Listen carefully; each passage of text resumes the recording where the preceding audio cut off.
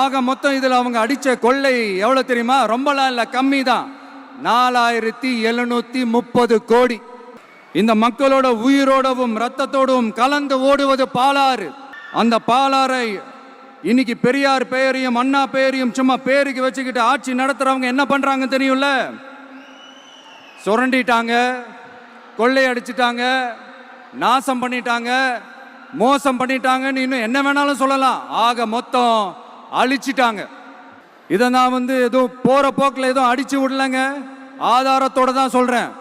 அனுமதிக்கப்பட்ட அந்த லெவலை தாண்டி 22,70,000 யூனிட் மணலை கொள்ளை அடிச்சிருக்கிறாங்க.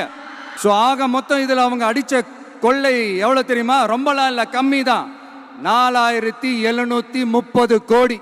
கம்மி தான் இல்லை. இதுக்கெல்லாம் அவங்க ஆதாரம்லாம் கேட்க முடியாது. ஏன்னா இந்த ஆதாரம்லாம் ஆல்ரெடி கோர்ட்ல இருக்குது, அமலாக்கத்துறை டிபார்ட்மெண்ட்ல இருக்குது.